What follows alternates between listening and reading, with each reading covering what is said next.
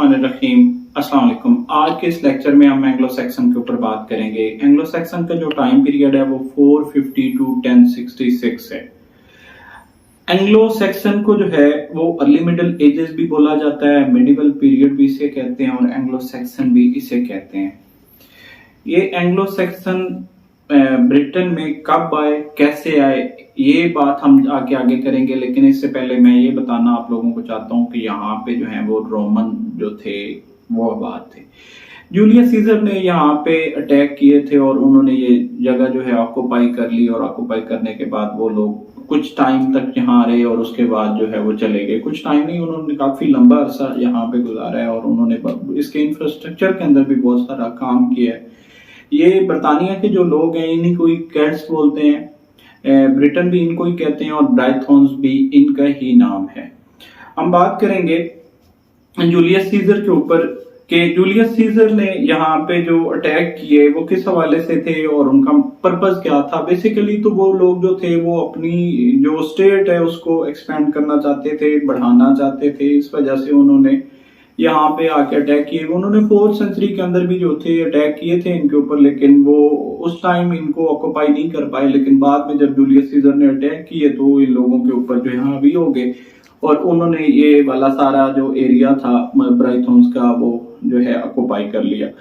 अब उनके कुछ काम भी हैं केल्ट्स के ऊपर ना, उन्होंने कुछ वर्क किए हुए हैं। लाइक उन्होंने हार्डन की वाल बनाई, जो मैंने आप लोगों को एक पहले शॉर्ट वीडियो थी उसके अंदर मैंने आप लोगों के ऊपर कुछ क्यूरीज रखी थी कि उन क्यूरीज के थ्रू आप लोग थोड़ा सा इंटरेस्ट लें और इस लेक्चर को सुनने की कोशिश करेंगे। आज सारे वो जो सवाल थे उस क्यूरी के अंदर वो मैं इंशाल्लाह क्लियर कर दूंगा आप लोगों के। रोमन्स ने बेसिकली वो पेक्ट्स और स्कॉटिश जो कबाइल थे, जो ट्राइब्स थे, उनसे बचने के लिए, क्योंकि वो इनके ऊपर अटैक किया करते थे, तो उन लोगों ने हार्डियंस की वाल बनवाई थी यहाँ पे।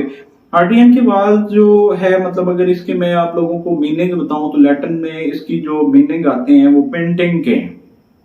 रोमन हिस्टोरियन जो है केल्ट्स ट्राइब के बारे में ये कहते हैं कि ये केल्ट्स जो थे ये बेचारे बड़े मजलूम कबाइल आप इन लोगों को कह सकते हो कि इनके ऊपर बहुत ज्यादा अटैक हुए। जूलियस सीजर ने इनके ऊपर अटैक किया, फिर ये जो स्कॉटिश ट्राइब थे, ये जो पेक्ट्स थे, इन्होंने भी इनके ऊपर ही जो अटैक किया करते थे। तो ये बेचारे बड़े तंग थे, इनके हालात ही इस तरह के थे कि ये उनके आगे जो है वो बातचीत कर ही नहीं सकते थे या ना ही उनके साथ लड़ सकते थे। ये फाइनेंशियली भी कमजोर थे और वैसे भी ये लोग कमजोर थे, लड़ने की हालत में नहीं थे। इसी वजह से ये वक्तन फवक्तन मुख्तलिफ किस्म के लोगों की जो है स्टेट्स जो है यहाँ पे ऑक्युपाई होती रही है, यहाँ पे लोग आके जो है ना वो काबिज होते रहे।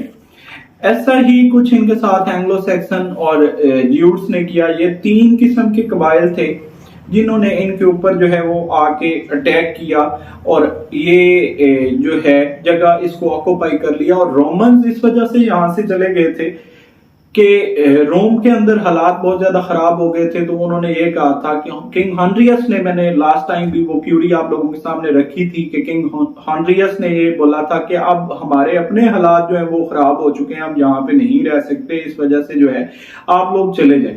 होता क्या है, हिस्ट्री रिवाइवल है बेसिकली ना। अगर मैं आपसे मौजूदा भी बरतानिया की बात करूं तो आप लोगों के सामने है कि उसने ऑलमोस्ट पूरी दुनिया के ऊपर जो है ना वो कब्जा किया, उसने ऑक्युपाई किया पूरी वर्ल्ड को। ठीक है, ये जो बेसिक एंग्लो सैक्सन जो है एंगल लैंड से बेसिक ये वर्ड जो है ना ड्राइव है। तो ये जो जर्मनी के ट्राइब थे ये भी इसलिए इन लोगों ने बुलाए थे कि हमारी जो है ना मदद इन लोगों से इसलिए की जाए कि ये जो लोग हैं स्कॉटिश और पेक्ट्स जो हैं हम पे जो है अटैक्स करते हैं, तो हमें इनसे जो है ना वो बचाया जाए। तो ये लोग इस वजह से आए थे। और ये जर्मेनिक ट्राइब्स थे, ये बेसिकली स्कैंडिनेवियन कंट्रीज जो हैं ये यहाँ से आए थे और इन लोगों ने इनकी हिफाजत के लिए आना था बेसिकली। लेकिन जब ये लोग आए तो इन लोगों ने भी क्या काम किया, इनको इधर से भगा दिया। और फिर ये बेचारे जो है ना ये यहाँ से वेल्स, स्कॉटलैंड और आयरलैंड चले गए और ब्रिटेन जो है वो अलहदा हो गया। ये सारी सूरत हाल थी। एंगल जो थे ये बेसिकली जर्मनी से बिलोंग करते थे। ज्यूट्स जो थे वो डेनमार्क थे। ज्यूट्स जरा जो थे वो इनसे कमजोर थे। सैक्सन जो थे, ये सैक्सनी प्लेस है एक जगह, ये वहां से आए थे। और ये सारे लोग जो है समंदर के रास्ते जो है यहाँ तक पहुंचे थे इस एरिया के अंदर, ब्रिटेन के अंदर। ये एंग्लो सैक्सन लोग ही थे जिन्होंने इस सारे एरिया को जो है वो 7 किंगडम में जो है वो डिवाइड किया था। और ये एरिया जो है तकरीबन इसके ऊपर जो है 150 इयर्स की वॉर रही है। ये जो ब्रिटेन से है ना, इसके ऊपर 150 साल की जो है वो जंग चलती रही है और बाद में इसी खिता को जो है ना वो 7 हिस्सों में तकसीम कर दिया गया था, जो कि 7 जो नाम है मैं आप लोगों को वो भी बता देता हूँ, एज इट इज बता देता हूँ आप लोगों को। इन नामों में हमारे पास जो नाम है जिनको 7 किंगडम में तकसीम किया, उन लोगों ने डिवाइड किया, वो Northumbria, America, Wessex, Sussex, Kent, Essex and East Anglia. ये जो 7 किंगडम है इनमें सबसे जो पावरफुल था वो वेसेक्स था, जिससे पहले जो रॉयल डायनेस्टी है जिसको कहते हैं हाउस ऑफ वेसेक्स, उसके अंदर जो सबसे ग्रेट नाम आप लोगों को सुनने को मिलता है वो अल्फ्रेड द ग्रेट है। आप लोगों ने वो सुना भी होगा। अगर मैं बात करूं इंग्लिश लिटरेचर के ऊपर, तो इंग्लिश लिटरेचर जो है वो स्टार्ट ही एंग्लो सैक्सन से होता है। एंग्लो सैक्सन से पहले तो यहाँ पे लोग जो रह रहे थे वो आप लोगों ने पास्ट हिस्ट्री मैंने आपको थोड़ी सी बताई कि वो रोमन रह रहे थे। तो रोमन से इन लोगों ने जो है वो सीखा था। अल्फाबेट्स जो हैं इन्होंने रोमन से सीखे। हेरियोग्राफी, सरमन्स और रिडल्स जो हैं इन्होंने लिखने स्टार्ट किए। एपिक पोएट्री इन्होंने जो है वो स्टार्ट की। बाइबल की इन लोगों ने ट्रांसलेशन जो है वो स्टार्ट की और कोई 400 वर्क्स जो है सरवाइव कर गए इन लोगों के, जो आज तक हमें जो है मुख्तलिफ सूरतों में मिलते हैं जो लिटरेचर के हैं। फर्स्ट जो एंग्लो सैक्सन का है वर्क वो विडसिथ है। एंग्लो सैक्सन की ये एक पोएम है।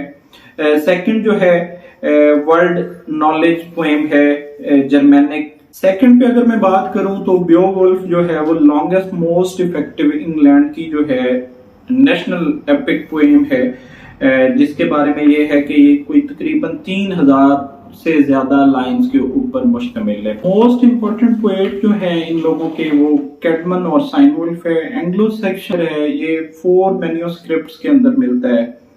फर्स्ट में जो है हमारे पास एक्स्ट्रा बुक आ जाती है। ये बेसिकली जो है इन डिटेल जर्मनी की जो पोएट्री है एंग्लो सैक्सन की, ये मैन्युस्क्रिप्ट हमें उसके बारे में बताता है। सेकंड जो है वो जूनियस मैन्युस्क्रिप्ट है, तो इसके अंदर जो बाइबल की नरेशन है और पोएट्री और प्रोज हैं तो ये उसके ऊपर बेस करती है। मतलब जूनियस मैन्युस्क्रिप्ट के ऊपर हम ये कह सकते हैं कि ये इनकी रिलीजन बेस्ड की पोएट्री है, ये सारी की सारी उसको जो है वो डिस्कस करती है। थर्ड पे जो है वर्सली बुक है और फोर्थ पे जो नोबल कॉडेक्स है ये पोएट्री और प्रोज की शक्ल में एक बुक जो है वो मिली है।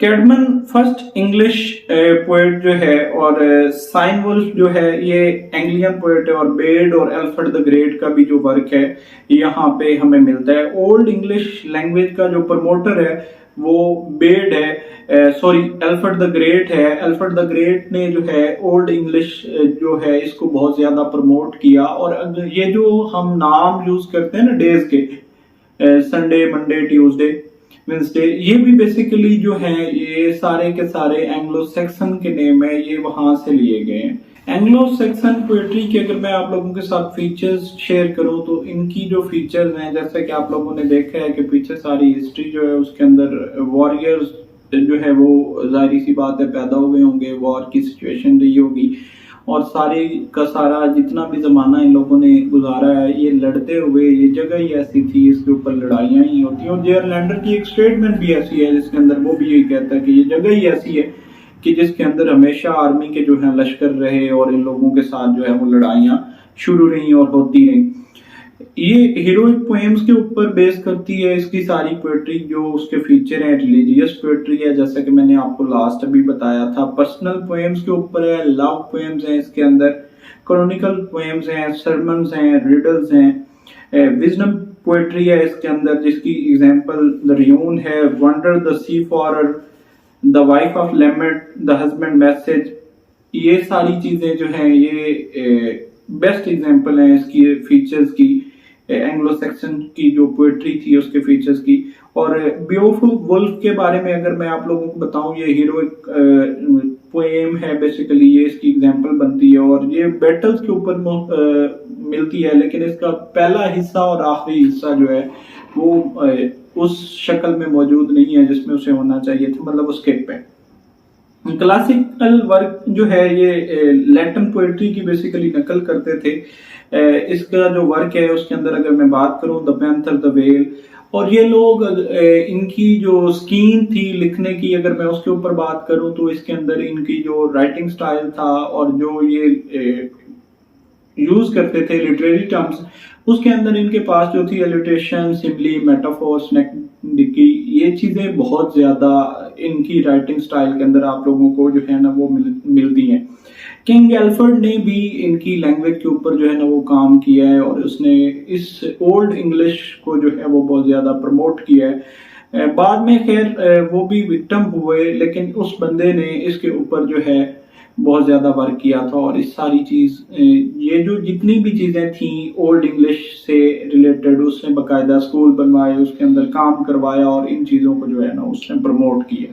हिस्ट्री जो है मतलब इसके अंदर इतनी सारी पहले ही जंगें हो चुकी थी इस एरिया के अंदर और बहुत सारी परेशानियों के ये लोग जो थे विक्टिम हो चुके थे।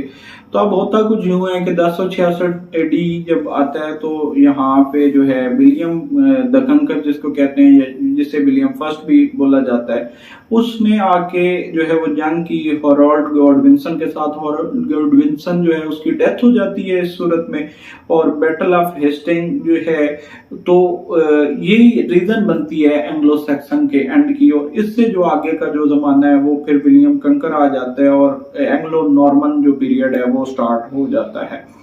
ये बेसिकली फ्रेंच पीपल थे और ओल्ड इंग्लिश जो थी इन लोगों ने यहाँ पे आके वो बैन कर दी और इन्होंने अपनी जो है वो सारी चीजें उनको प्रमोट कर दिया। इससे पहले भी जो है इनके ऊपर जो वाइकिंग्स लुटेरे किस्म के लोग थे 14th सेंचुरी तक।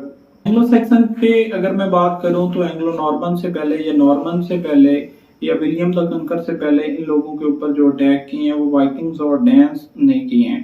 ये लोग लुटेरे किस्म के थे, इनका तो बेसिक पर्पज ही जो था वो ये फाइनेंशियली कमजोर लोग थे, तो ये इनके ऊपर जो थे वो आके अटैक किया करते थे और उससे जो है ये इनसे भी तंग थे। बाद में ये बैटल होगी तो इस वजह से इन लोगों ने इस सारे एरिया को अगेन ऑक्युपाई कर लिया और 1066 के अंदर एंग्लो सैक्सन का जो है वो टाइम खत्म हो जाता है। अगर मैं 19th सेंचुरी के राइटर्स की बात करूं तो जे.आर. टॉलकिन के ऊपर इनका जो है इन्फ्लुएंस है, उसने इस वर्क जो है उसके ऊपर रिसर्च की है, जो ओल्ड इंग्लिश का जो पीरियड है उसके ऊपर उसकी रिसर्च है। उसके बाद टी.एस. एलियट के जो वर्क्स हैं उसके अंदर आप लोगों को जो है मुख्तलिफ किस्म के जो इन्फ्लुएंस है वो नजर आएगा आप लोगों को। एजरा पॉन्ड की अगर मैं बात करूं तो इसके वर्क के अंदर जो है वो ओल्ड इंग्लिश का इन्फ्लुएंस नजर आता है।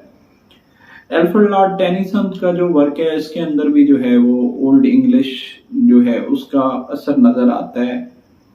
और डब्ल्यू.एच. आर्डन की जो वर्क्स हैं लिटरेचर के, उनको अगर आप देखोगे तो ओल्ड इंग्लिश का जो है वर्क जो काम है वो आप लोगों को उसका इन्फ्लुएंस जो है वो नजर आएगा। एंग्लो सैक्सन के जो लोग थे वो यहाँ पे आए कैसे थे, तो वो बोट्स के जरिए आए थे, उनके पास और कोई सोर्स नहीं था, समंदर के रास्ते वो बोट्स के ऊपर आए थे। ये तकरीबन 1600 किलोमीटर का सफर बनता है ये जो इन लोगों ने जो है वो तय किया था।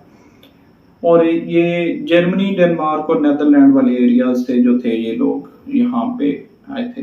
ये फार्मर तबका था बेसिकली, तो इन लोगों को एक फर्टाइल लैंड की भी जरूरत थी जिस वजह से इन लोगों ने यहाँ पे आके जो है कब्जा कर लिया, ऑक्युपाई कर लिया ये एरिया और यहाँ पे रहना शुरू कर दिया। इनकी अगर मैं बात करूं डाइट के ऊपर तो डाइट के अंदर इन लोगों के पास मतलब मुख्तलिफ किस्म की जो मैं आपको बताऊं पीस, ओनियंस, ये लोग वुडन हट्स के अंदर रहते थे जिसके अंदर एक बड़ा सा हॉल बना होता था और साथ में एडजस्टेंट रूम्स वगैरह भी होते थे। ये इनका लाइफस्टाइल था रहने का। एंग्लो सैक्सन लोग जो थे ये बेसिकली तो क्रिश्चियन नहीं थे, ये पैगन्स थे। तो बाद में रोम ने इनको जो है वो कन्विंस किया था, तो तब ये जाके जो है ना इन्होंने क्रिश्चियनिटी के ऊपर जो है वो बिलीव किया।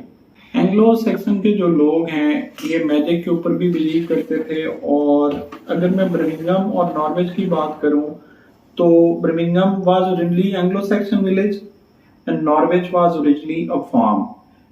बर्मिंघम जो था इनका वो विलेज था, और नॉर्विच जो था ये इनका फार्म था। थैंक यू सो मच, जज़ाकल्लाह।